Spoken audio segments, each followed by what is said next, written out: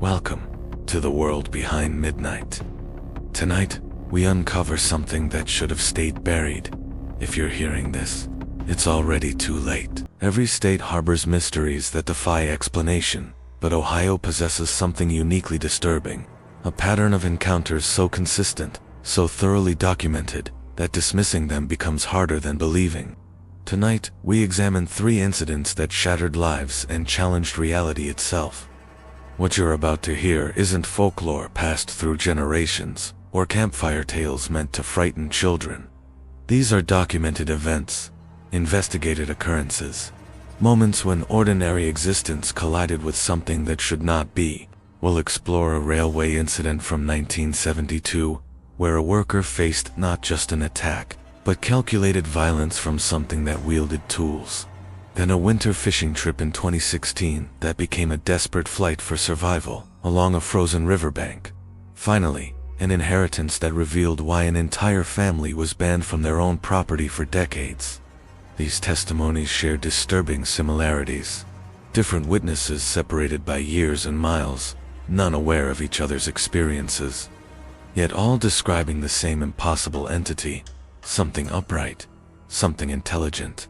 Something that doesn't just hunt, but plans. The documentation exists: police files, medical reports, newspaper archives. The question isn't whether these events occurred. The question is what walks through Ohio's forests when we're not looking. August 12, 1972. Defiance. Ohio suffocated under oppressive heat that clung to skin like wet fabric. The kind of weather that made breath itself feel labored, where every small sound carried strange resonance through thick air. Raymond Fletcher had worked the Baltimore and Ohio railroad yards for 11 years, long enough that inspecting freight car couplings had become meditative routine. Crouch low, examine the connection, stand up, move forward, repeat.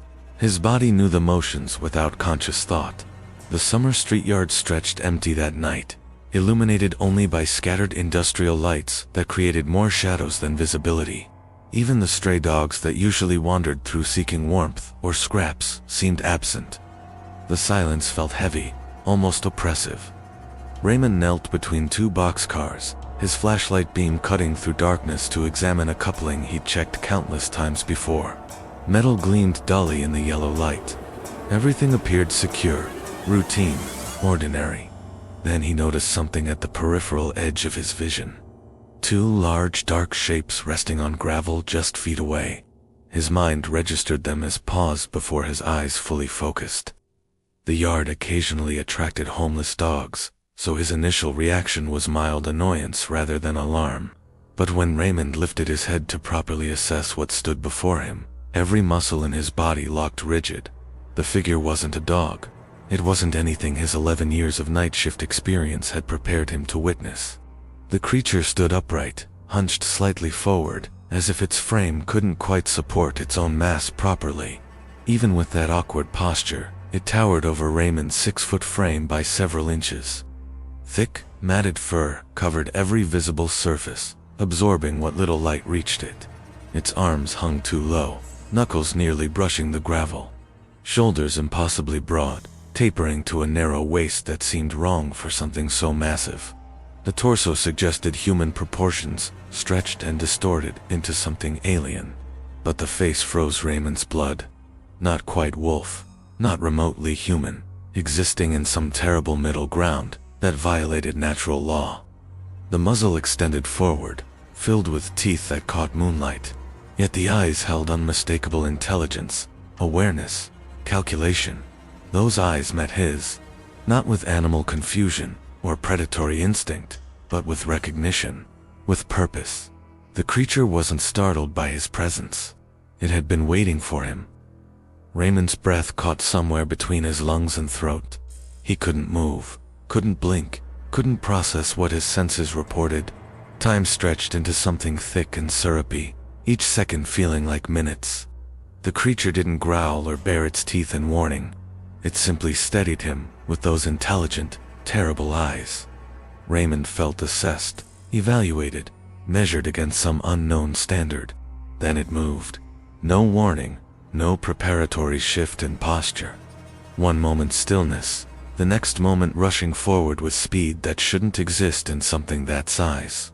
A blur of fur and muscle closing the distance before Raymond's mind could form a coherent response.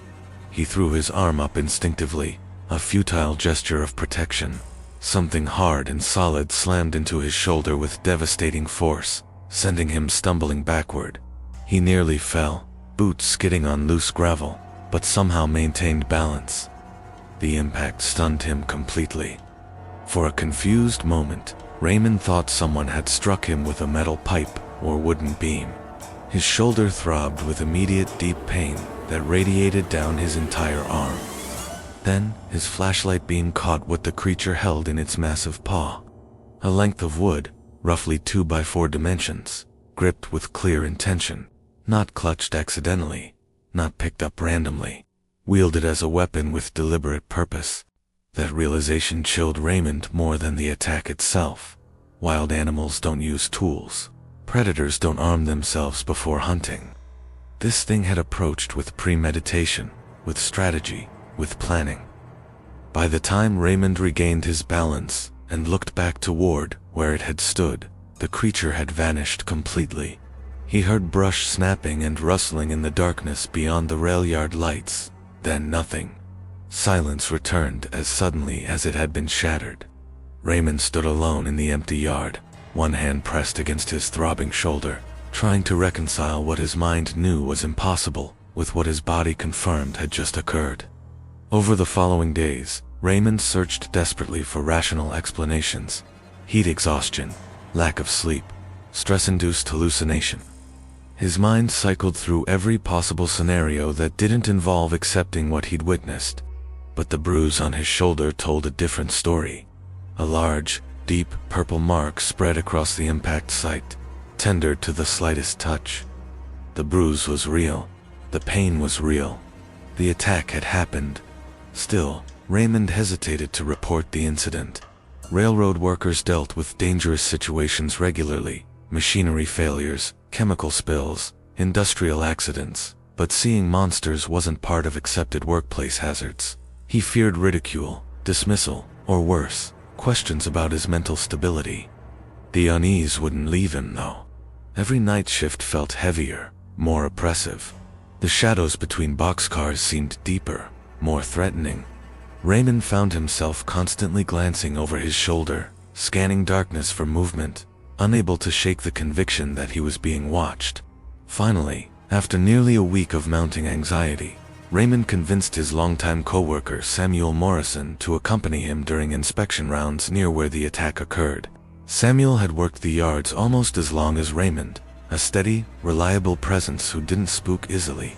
Samuel agreed without much questioning, perhaps sensing something genuine in Raymond's unusual request.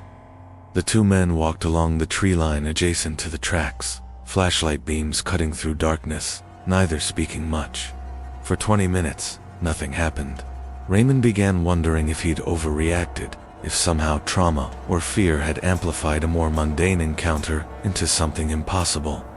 Maybe his mind had exaggerated details, created monsters from shadows. Then Samuel stopped abruptly, one hand raised in silent command. Raymond froze mid-step, every sense suddenly hyper-alert. His co-worker stood completely still, head tilted slightly, listening to something Raymond couldn't yet perceive. "What is it?" Raymond whispered, his voice barely audible. Samuel didn't respond immediately. His eyes remained fixed on the brush ahead, expression shifting from curiosity to confusion to something approaching fear. Raymond followed his gaze into the darkness. At first, only shadows and vegetation appeared in his flashlight beam. Then slowly, almost reluctantly, his eyes began distinguishing a shape within the undergrowth that didn't belong. Crouched low among twisted branches and dead leaves was the same figure from before. Thick fur, unnaturally long arms, that hunched posture suggesting barely contained power. Even partially concealed by vegetation, Raymond recognized it instantly with terrible certainty. And this time he wasn't alone in seeing it. Samuel's rigid posture, his shallow breathing, confirmed what Raymond desperately needed to know. The creature was real. Another person witnessed it. His sanity remained intact. For several long seconds, none of them moved, human or otherwise. The creature's eyes reflected their flashlight beams with an eerie yellow-green glow, intelligent and aware, assessing them just as they assessed it. Then it shifted, but not like any animal either man had encountered during decades of railroad work. Its movement was lateral, crab-like, limbs bending at angles that seemed biomechanically impossible, smooth, coordinated, yet fundamentally wrong. In one fluid motion, the creature disappeared into dense foliage, moving with complete silence despite its size. No branches cracking, no leaves rustling audibly. Simply there one moment, gone the next, as if it had never existed at all. Raymond and Samuel stood frozen for several minutes, neither speaking, both processing what they'd simultaneously witnessed. The shared experience made it undeniable, impossible to rationalize away as individual delusion or misperception. When they finally moved, it was without discussion or debate. Both men headed directly to their supervisor's office. Whatever consequences might follow, whatever ridicule they might face, the incident needed documentation. Official record had to exist. The Defiance Police Department took their statement with unexpected seriousness. The officer recording their testimony, a veteran named Lieutenant Jim Brennan, listened without skepticism or dismissal. His expression remained professionally neutral, but something in his eyes suggested their report wasn't entirely unprecedented. The possibility of someone in a costume was briefly discussed. Halloween pranks occasionally spilled beyond October, especially near colleges or high schools. But the wooden weapon changed that calculation significantly. If this was a prank, it constituted assault with a weapon. And if it wasn't a prank, then what exactly was it? Within days, additional reports began flooding the department.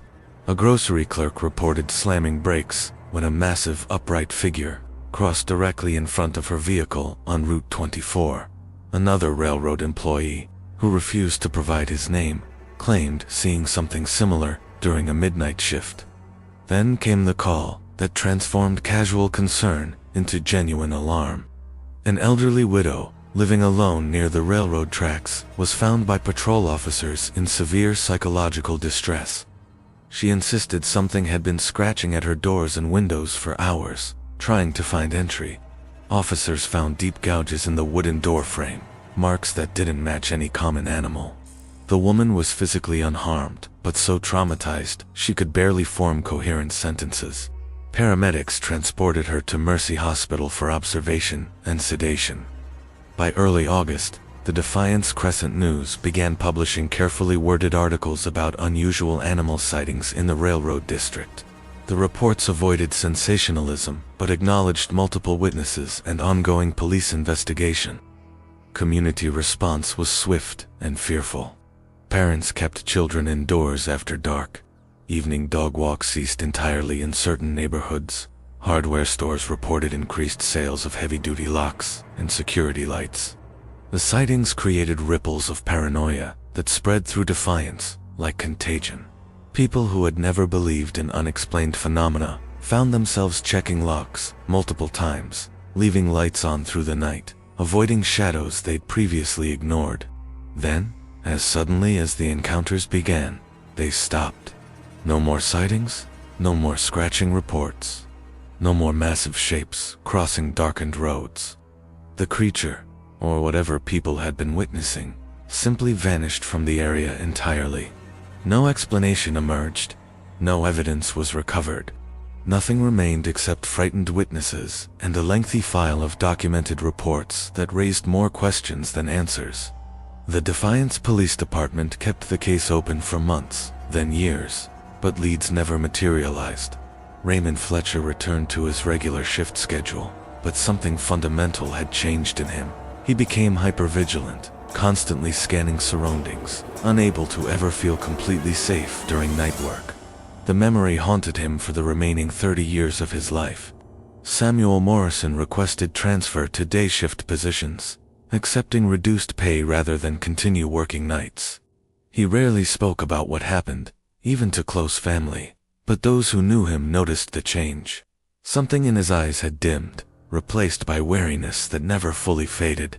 The Defiance incident remained in police files, occasionally referenced when similar reports emerged elsewhere in Ohio. The consistency among witnesses prevented complete dismissal, creating a documented case that defied conventional explanation. Decades later, researchers and investigators still examined the 1972 Defiance encounters as among the most thoroughly documented dogman sightings in American history. Multiple witnesses, police involvement, physical evidence in the form of Raymond's injury, and the widow's damaged doorframe. Some things don't fade because they're too strange to forget. Some memories persist because they're too real to dismiss. What walked through Defiance that summer remains unexplained, but its impact on those who witnessed it was undeniable and permanent.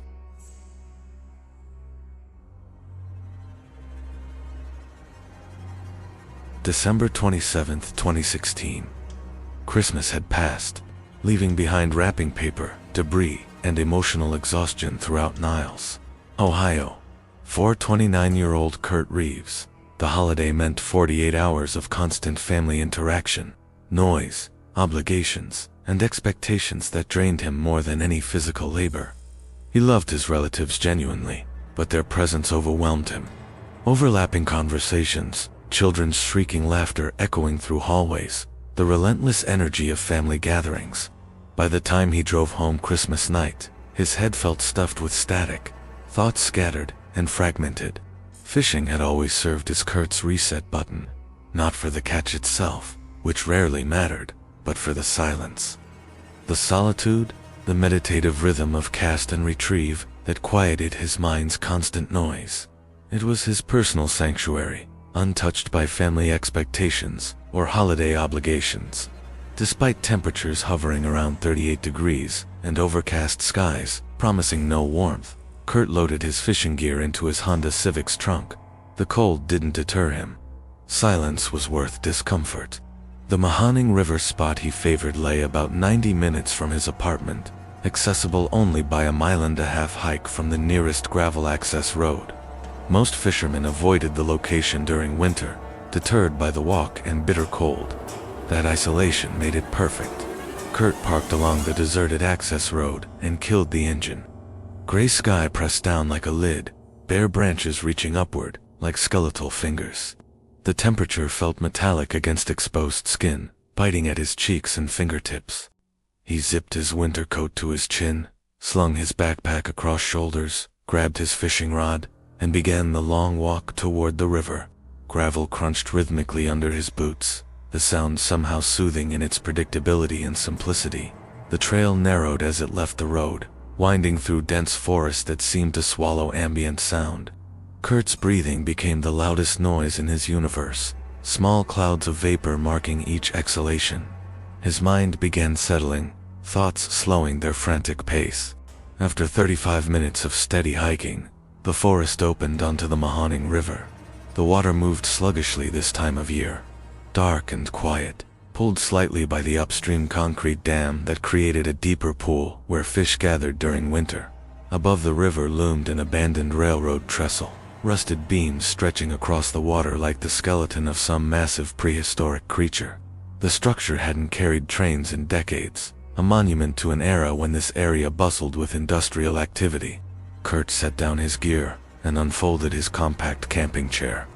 The cold made his fingers stiff and clumsy, forcing him to pause frequently and flex them back to functionality. But eventually, he assembled his rod, threaded the line, and tied his preferred lure. He cast into the dark water and settled into his chair, exhaling slowly. The world narrowed to the subtle movements of his line cutting across the river's surface. Real peace. Real quiet. Exactly what he needed. For 90 minutes, Kurt caught nothing and cared not at all. The point wasn't fish, but the absence of everything else. The cold seeped through his boots and coat, but he barely noticed, lost in the meditative rhythm of fishing. As the sun dropped toward the western tree line and temperature fell another few degrees, something changed. Not a sound or visible movement, but a sensation. An awareness prickling at the back of his consciousness that he wasn't alone anymore. Kurt tried dismissing the feeling as paranoia. Fishermen developed weird thoughts in fading light, minds inventing threats where none existed. Isolation played tricks on perception, created phantom sounds and imaginary presences. But this sensation felt different, primal, not imagined paranoia, but genuine danger recognition. The kind of instinct buried deep in human DNA, from when our ancestors were prey, as often as predators. Slowly, Kurt turned in his chair and scanned the tree line behind him. His headlamp beam cut through gathering darkness, illuminating the first row of trees, then deeper into the forest. For several seconds, nothing appeared unusual or out of place. Just as he began turning back toward the water, something shifted in his peripheral vision.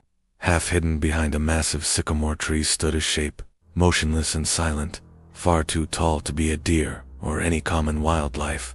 Kurt squinted, trying to convince himself his eyes were lying. Low light distorted proportions, made shadows appear larger, tricked perception into seeing threats. That's what he told himself, desperately clinging to rational explanation. But the longer he stared, the more clearly the silhouette resolved. It wasn't moving like a browsing deer. It wasn't grazing or sniffing the air or displaying any typical animal behavior.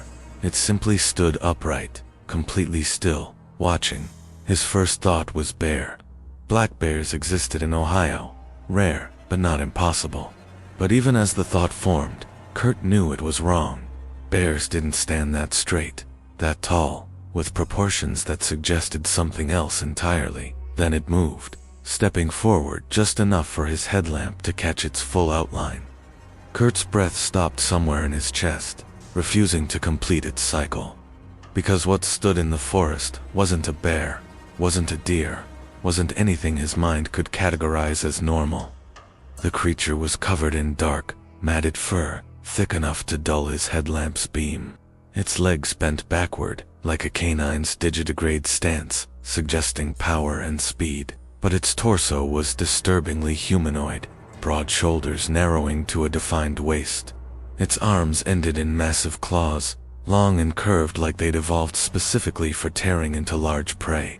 The head featured a long muzzle filled with teeth that caught light and reflected it back with sharp clarity. Tall pointed ears rotated subtly, scanning for sound. But the eyes were what truly paralyzed Kurt. They caught his headlamp beam and reflected it back in a sharp yellow glow, filled with unmistakable intelligence and awareness. Not the empty reflection of animal eyes, but something far more disturbing. Recognition, purpose, intention. The creature didn't look confused by his presence. It didn't appear startled or curious. It looked angry, predatory, like Kurt had violated some territorial boundary he hadn't known existed.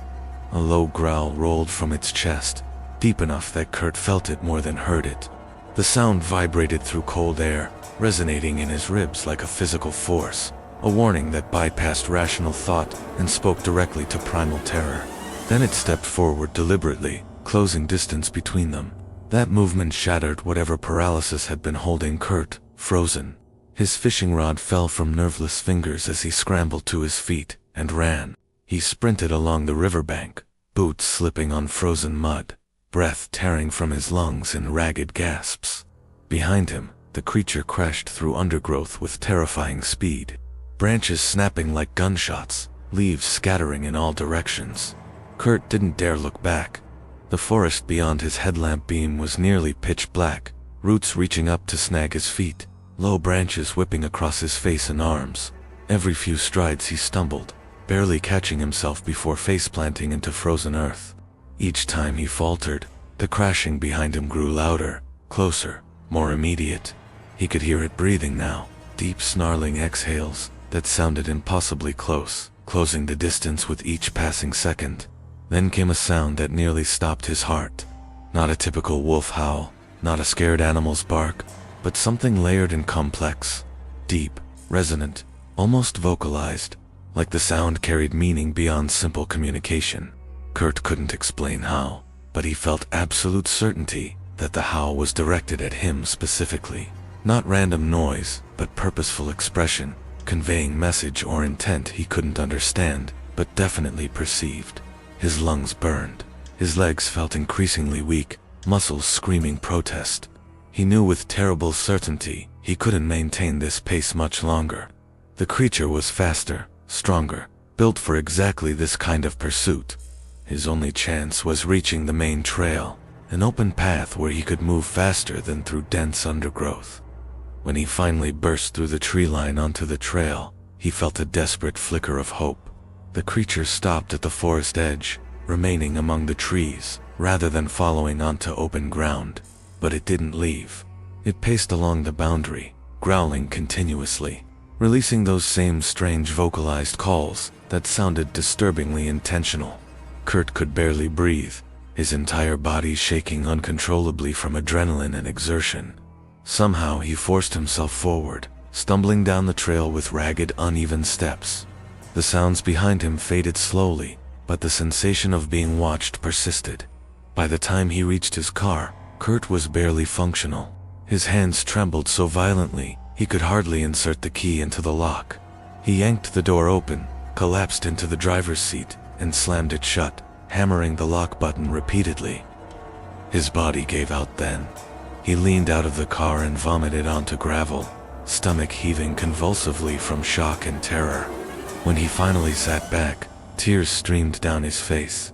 His bladder had released during the chase, and he couldn't even feel embarrassed about it. His mind kept circling back to a single thought repeated endlessly. I should be dead. Whatever that thing was, it could have caught him, should have caught him. The fact that he'd survived felt less like victory and more like inexplicable mercy. Kurt turned the ignition with shaking hands and drove away far too fast. Gravel sprang from his tires. He didn't stop until well within Niles city limits, surrounded by streetlights and traffic and the comforting proof of civilization. Even then, sitting in a well-lit gas station parking lot with engine running, he didn't feel safe. Something fundamental inside him had broken during those minutes of pursuit. Some basic assumption about the world that could never be restored. In the weeks following the encounter, sleep became nearly impossible. When exhaustion finally dragged him under, nightmares tore through whatever rest he managed.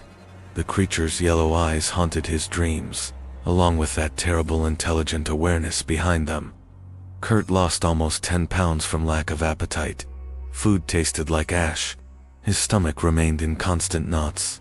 Normal activities felt hollow and meaningless, disconnected from the reality he now understood existed beneath society's comfortable surface. Eventually, after his mother noticed his deteriorating condition, Kurt reluctantly visited a doctor. After several sessions and detailed descriptions of what had occurred, the psychiatrist diagnosed him with post-traumatic stress disorder, typically associated with combat veterans or violent crime survivors. The diagnosis made sense in clinical terms, but it didn't help. Therapy couldn't erase the memory of those eyes. Medication couldn't make him forget the creature's deliberate, intelligent pursuit. Nothing could restore his previous sense of safety in the world. Kurt never returned to the Mahoning River. The fishing equipment remained in his car trunk for months before he finally donated it to charity, unable to even touch the gear without triggering panic attacks. He never went fishing again anywhere. The creature's image remained burned into his memory with photographic clarity. Every detail perfectly preserved, from the exact way its digitigrade legs bent to the specific yellow-green shade of its reflected eyes to the timbre of its vocalized howls. Some trauma fades with time, edges softening as memory becomes less immediate. But for Kurt, the encounter remained vivid and present, as if it had happened yesterday, rather than years ago. The creature hadn't just terrified him, it had fundamentally altered his understanding of reality. What walked the forests near the Mahoning River that December night defied conventional explanation. It wasn't a known animal. It wasn't a person in costume. It was something else entirely, something that shouldn't exist according to accepted biology and zoology. Yet Kurt had seen it, felt its presence, heard its intentional vocalizations, survived its pursuit. The encounter was undeniably real, regardless of how impossible that reality seemed. May 18, 2005, 32-year-old Jacob Thornton sat in an attorney's office in Columbus, Ohio, trying to process words that kept sliding past his comprehension without fully registering. The grief was too recent, too raw, too overwhelming. His grandfather, William Thornton, had died 3 weeks earlier.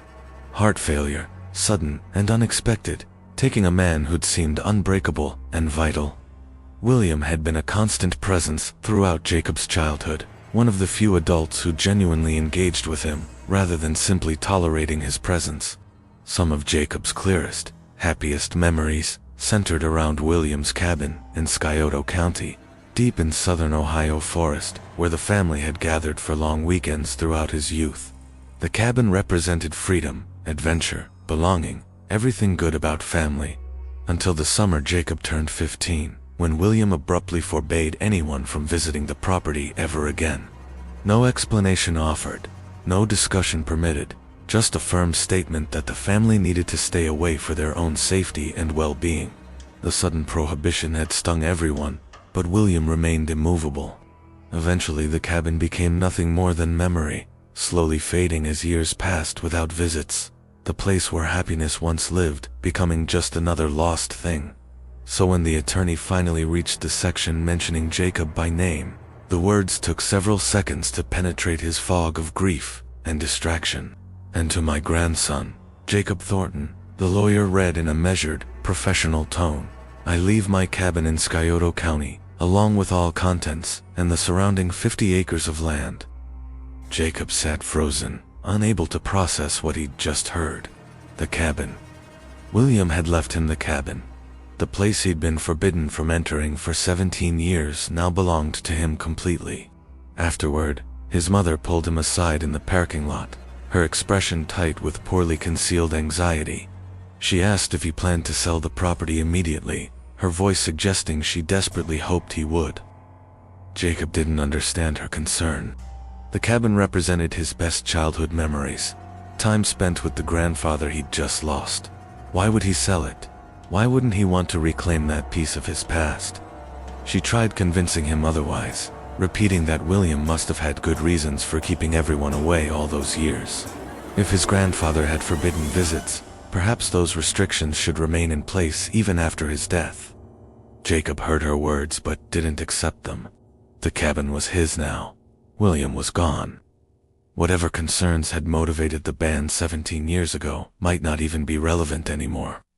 He wanted to see the place again, to reconnect with those happy memories. 2 weeks later, Jacob was driving down a barely visible dirt road, deeper into Scioto County forest than he'd traveled in nearly 2 decades. Branches scraped against his truck's sides, sunlight filtering through dense canopy in scattered patches. Despite the years, something about the route felt familiar, as if the forest itself remembered him. Recognition stirred in his chest, bittersweet and nostalgic, connecting him to the boy he'd been and the man his grandfather had helped him become. When his truck emerged into the clearing, Jacob's breath caught. The cabin looked smaller than memory had preserved it.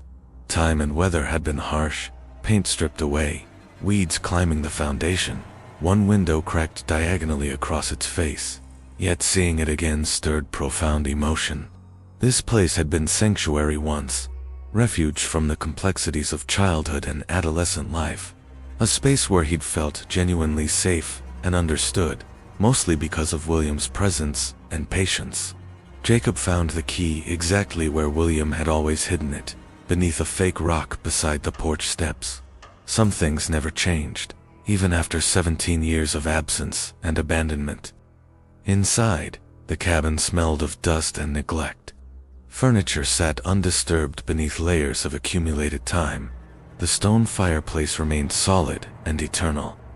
The kitchenette looked frozen in the past, unchanged since Jacob's last visit decades ago.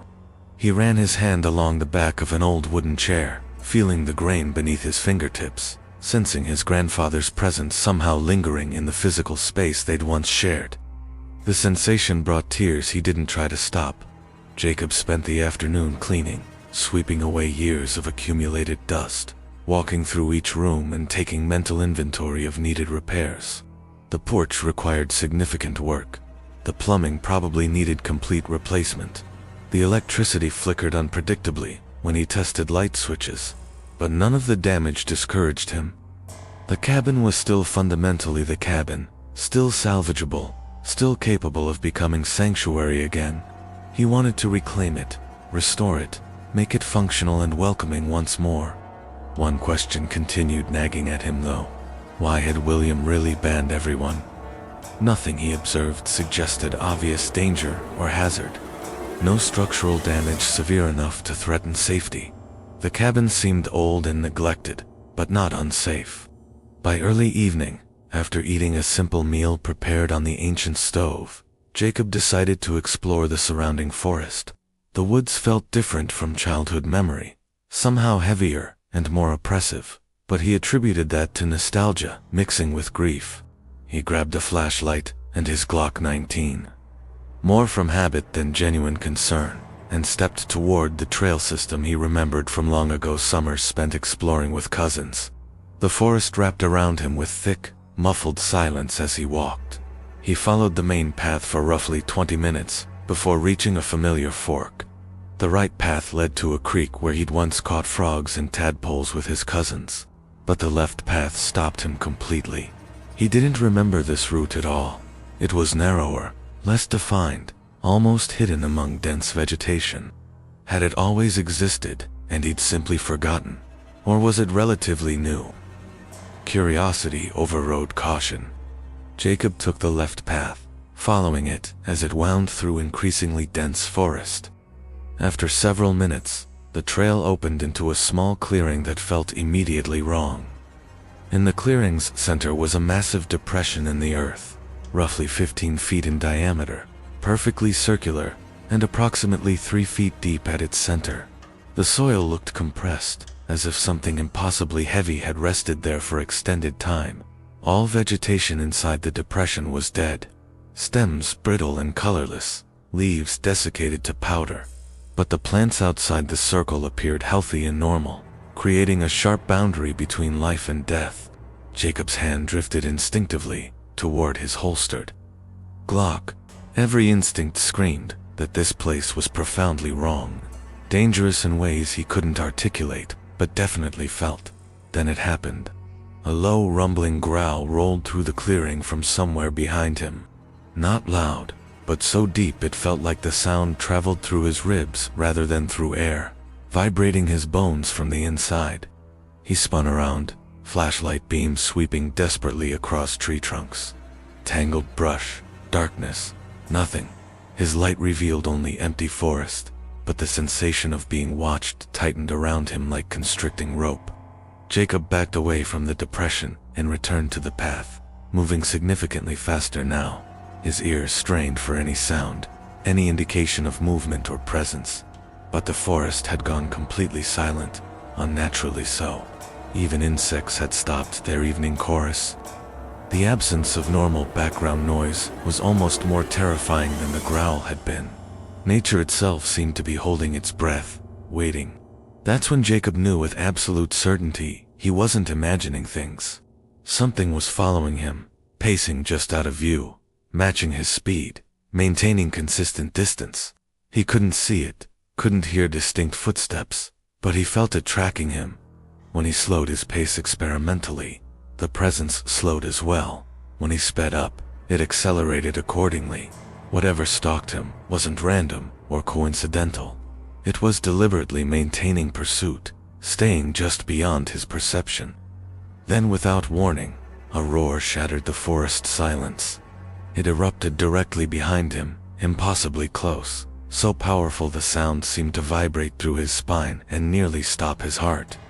Jacob didn't hesitate or look back. His body reacted before conscious thought could form, breaking into a full sprint, crashing through branches and undergrowth, in panicked flight back toward the cabin. He burst into the clearing, gasping desperately for air, stumbled onto the porch, yanked open the door, and slammed it shut behind him. His hand shook so violently he could barely engage the lock. His chest heaved as he pressed his back against the door, listening intently, waiting for sounds of something approaching. For several long minutes, nothing happened. Gradually, he inched away from the door and moved through the cabin. He checked every window systematically, ensuring they were all locked, pulling every curtain closed against the darkness outside. Finally, he turned off all lights and sank into the old armchair, gripping his Glock with white-knuckled intensity. Then the footsteps began. Heavy, deliberate, methodical. They landed on the porch with weight that made old boards creak under pressure. Jacob held his breath, not daring to move or make sound. The footsteps moved slowly across the porch, circling toward the side of the cabin. Then they shifted behind the structure, then back toward the front windows. It was a methodical pattern, systematic and purposeful. Whatever walked outside wasn't randomly wandering. It was examining the cabin, testing its defenses, searching for weaknesses or possible entry points. The intelligence behind that behavior terrified Jacob more than simple animal aggression ever could. Then from the window to his right, something appeared that made his blood turn to ice. 3 pairs of glowing yellow eyes stared directly at him through the glass, positioned impossibly high off the ground. The shape behind those eyes remained lost in shadow. But the height alone, combined with their arrangement, violated everything Jacob understood about biology. No creature had 6 eyes like that. He raised his flashlight but didn't activate it, fearing light might provoke whatever stood outside. He simply sat frozen, watching the eyes watch him, neither side willing to make the first move. After what felt like an eternity, the eyes blinked slowly, shifted position, then vanished. The footsteps retreated into the woods, gradually fading until only silence remained. Jacob didn't sleep that night. He couldn't. At some point near dawn, sheer exhaustion dragged him into brief unconsciousness in the armchair, Glock still clutched in his hand. At first light, he packed his belongings with frantic speed and left the cabin without looking back.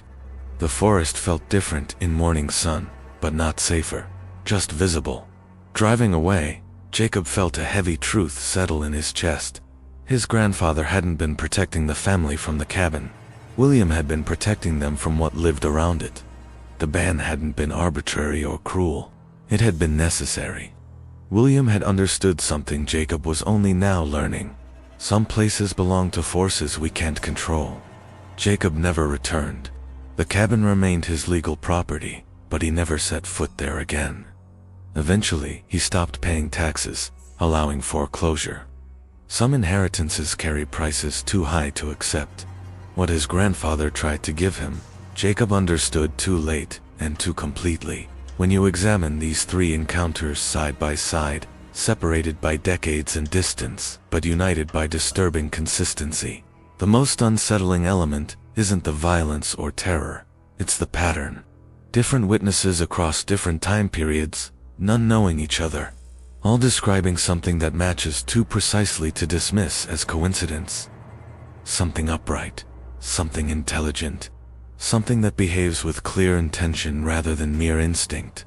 Raymond Fletcher's 1972 encounter involved a creature that wielded a weapon, not clutched accidentally, but deliberately armed before approaching. That detail transforms the incident from animal attack into something far more disturbing. Tool use suggests planning. Planning suggests intelligence beyond instinct. Intelligence implies awareness, strategy, perhaps consciousness as we understand it. The wooden plank wasn't random. It was selected, carried, used with purpose against Raymond. That single fact changes everything about how we must understand what happened. Multiple witnesses, including Samuel Morrison, confirmed the creature's existence. Police took statements seriously enough to generate official reports. The widow's damaged door provided physical evidence beyond testimony. This wasn't folklore. This was documented incident investigated by law enforcement, reported by credible witnesses, leaving physical traces that were photographed and recorded. The grocery clerk's report added another data point. The anonymous railroad worker's corroboration expanded the pattern. Whatever walked through Defiance left undeniable trail of frightened witnesses and documentation. Then it vanished. No gradual decline, just sudden absence, as if the creature completed its purpose and moved on to other territory. Kurt Reeves's 2016 experience demonstrated similar intelligence. The creature didn't stumble upon him. It watched from concealment, assessed him, then pursued with strategy. The vocalized howls weren't simple animal sounds. They were complex, layered, almost linguistic. Communication directed at Kurt specifically, conveying meaning beyond basic threat. The creature's decision to stop at the tree line suggests tactical awareness and risk assessment. Mindless predators don't make calculated decisions about when to break off pursuit based on terrain. Kurt's PTSD diagnosis confirmed the encounter's severity. Medical professionals documented trauma consistent with life-threatening attack, not misidentified animal or imagination. The weight loss, nightmares, inability to return to fishing, all indicated genuine traumatic experience, requiring clinical intervention. Jacob Thornton's 2005 inheritance brought him face to face with why William had banned visits. William hadn't been irrational, he'd been protective. The depression in the clearing suggested a nest or resting site. Somewhere, the creature returned repeatedly. The compressed earth indicated enormous weight over time. The dead vegetation inside the circle indicated either contamination or something biological science doesn't easily explain. The methodical pacing around Jacob's cabin demonstrated intelligence and curiosity. The creature wasn't trying brute force. It was testing, examining, searching for entry while respecting the barrier. That suggests understanding of structures, recognition of barriers, strategic assessment. Those are sophisticated processes beyond any documented wildlife. The three pairs of glowing eyes remain inexplicable. Multiple creatures, family group, or physical characteristics that violate biological understanding. William's decision to ban visits suggests his own encounter convinced him the danger was real. Whatever happened must have been profoundly disturbing. For a man who built that cabin with his hands, who created gathering place for family, to forbid access required powerful motivation. The pattern across encounters includes consistent elements: upright bipedal posture, thick dark fur, digitigrade legs, humanoid torso, elongated muzzle, pointed rotating ears. Most disturbing are the eyes, described as intelligent and aware, studying humans with assessment rather than curiosity. Eyes that contain consciousness. All three witnesses described behavior suggesting intelligence beyond animal cognition.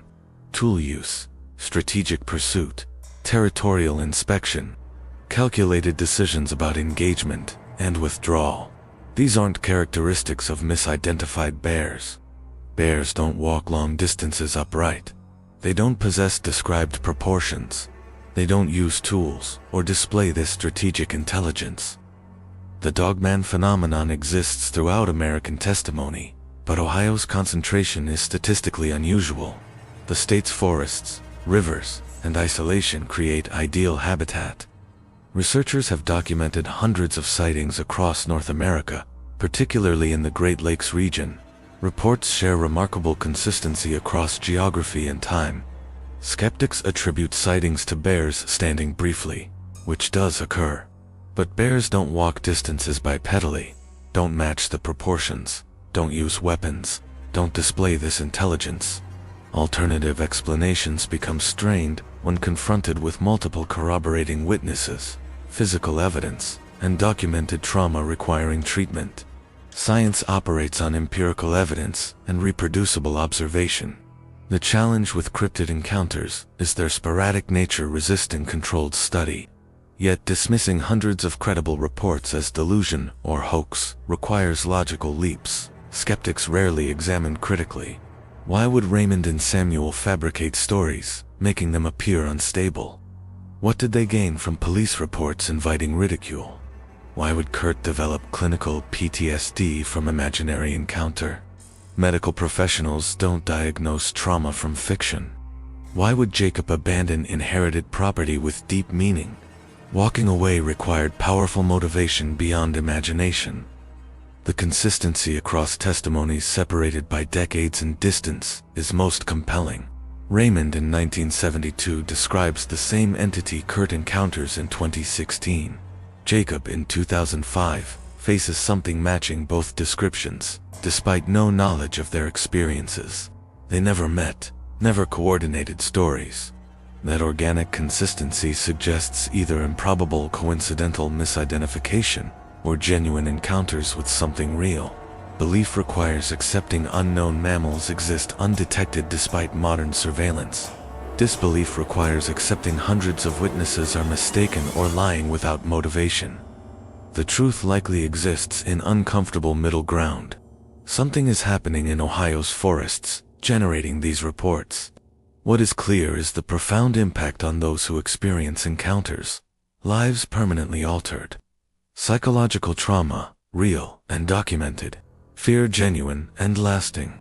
Raymond carried his experience until death, never recovering sense of safety. Samuel requested day shifts, accepting reduced pay rather than risk another encounter. Kurt abandoned fishing entirely, unable to face rivers without panic attacks. Jacob walked away from property with sentimental value. These aren't reactions to misidentified bears. These are responses to genuine trauma violating understanding of reality. Most witnesses never come forward, fearing ridicule or professional consequences. The documented cases represent a small fraction of actual occurrences. What walks Ohio's forests remains unexplained and unproven, but the pattern of encounters, consistency of descriptions, documented trauma, all point towards something real. Perhaps dogman is unknown species, relict populations surviving through isolation. Perhaps it's paranormal phenomenon existing outside physical laws, or perhaps something we lack framework to understand. The witnesses aren't demanding belief. They're simply reporting what happened, describing experiences that changed them forever. You can dismiss testimonies as mistakes or fabrications. You can attribute everything to misidentification and imagination. You can maintain dogman doesn't exist according to current understanding. But you cannot dismiss documented police reports. You cannot explain physical evidence without convoluted reasoning. You cannot invalidate Kurt's diagnosis or Jacob's abandonment of property. Something happened to these people, something real enough to leave lasting scars, alter behavior permanently, create medical conditions, force difficult decisions. The question isn't whether we believe them. The question is whether we accept our understanding might be incomplete. That forests still hold secrets science hasn't uncovered. That mystery persists, despite our assumption everything has been discovered and explained. Ohio's forests are ancient, dense, vast. Thousands of acres remain unexplored. If something intelligent wanted to avoid detection, the territory exists. Indigenous peoples maintained traditions about forest creatures, matching dogman descriptions, long before European settlement. Those traditions were dismissed as primitive folklore by colonizers, assuming their understanding was complete and superior. But perhaps those traditions preserved actual knowledge passed down through generations. Perhaps indigenous peoples accurately documented phenomena Western frameworks couldn't accommodate. Modern testimonies echo traditional accounts in disturbing ways. Descriptions match across centuries and cultures. Behaviors align. Locations overlap. That historical continuity makes dismissal difficult. If accounts span hundreds of years across independent cultures, the pattern suggests something substantial. Conclusive proof remains elusive. Photos are unclear. Footprints can be hoaxed. DNA samples yield inconclusive results. Nothing meets rigorous standards for scientific acceptance. The debate continues, with believers pointing to testimony and skeptics demanding physical proof that never materializes. Perhaps that's the nature of genuine mystery. Perhaps some questions remain unanswered because we're asking wrong questions or looking in wrong places. The witnesses have moved beyond debate. They know what they experienced. They don't require external validation. Raymond knew. Samuel knew. Kurt knows. Jacob knows. Their knowledge is experiential and undeniable, regardless of whether others accept it. That certainty carries its own burden. Knowing something most dismiss creates profound isolation. Being unable to share truth without facing ridicule adds trauma, so most witnesses stay silent, sharing only with trusted individuals or anonymous communities. The true scope remains hidden. What walks Ohio's forests continues, existing, documented or not, believed or not. It doesn't require human acknowledgement to persist. The Defiance incident remains in files. The Mahoning River still flows where Kurt fled. The Scioto cabin still stands, decaying. And somewhere in vast forests, something continues moving through darkness, watching, waiting, existing between known and unknown. Whether you believe matters less than acknowledging witnesses' lives were changed. Trauma was real. Fear persists. Some mysteries don't demand belief. They simply exist, documented and persistent, waiting for explanation that may never arrive. The truth remains hidden in shadows, revealed only in brief moments to unprepared witnesses. The truth remains hidden in shadows, revealed only in brief moments to unprepared witnesses. What happens in Ohio's forests when we're not watching? What walks through darkness beyond our lights? Perhaps we're not meant to know. Perhaps some secrets remain buried because uncovering them would shatter comfortable assumptions. Or perhaps the truth is simpler. Perhaps unknown mammals still exist despite our assumption everything's been cataloged. The 3 encounters examined here represent a small fraction of Ohio's documented cases. Hundreds more exist in reports and testimonies. Each adds pieces to an incomplete puzzle. The pattern emerges clearly, yet definitive proof remains just beyond reach. So, the mystery persists. Witnesses continue emerging. Researchers continue investigating.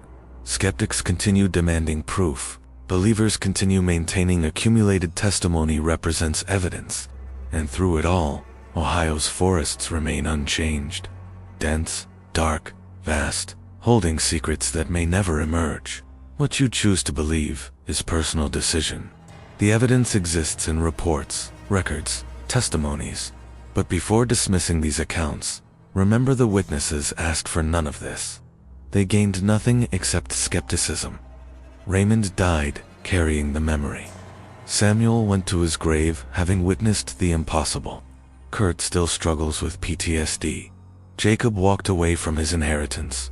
These aren't actions of people describing imaginary experiences. These are responses to genuine trauma. So perhaps the question isn't whether dogman exists in physical form. Perhaps it's what these encounters represent about limits of knowledge. Nature remains beyond our control, despite advancement. Vast territories exist where human presence is minimal. And sometimes, when circumstances align, ordinary people venture into wild spaces and encounter something extraordinary.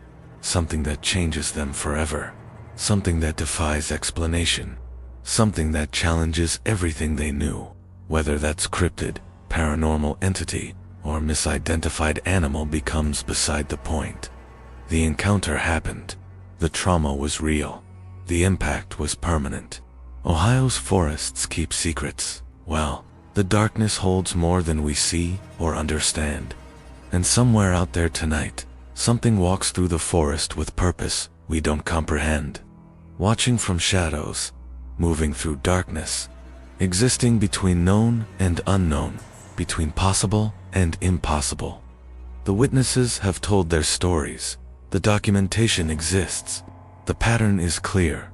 But maybe tonight, when you're in Ohio's forests after dark, you'll listen more carefully. You'll scan the tree line more thoroughly. Maybe you'll remember these encounters and wonder what walks just beyond your sight. Because some things hide not because they fear us, but because we're not ready to see them. Some mysteries remain unsolved, not because answers don't exist, but because accepting them would require abandoning everything we thought we knew. And sometimes, in Ohio's darkness, those mysteries step out of hiding long enough to shatter someone's certainty about what's real. The dogman of Ohio exists in that uncomfortable space between belief and disbelief, between documentation and denial. Whether it's biological or paranormal, it walks through lives and leaves permanent marks. These 3 encounters, from Defiance, Mahoning River, and Scioto County, represent just the beginning. More stories exist, more witnesses carry memories. More encounters happen every year. The pattern continues. The mystery persists. And somewhere in Ohio's darkness, Yellow eyes reflect light, watching as we tell ourselves monsters aren't real.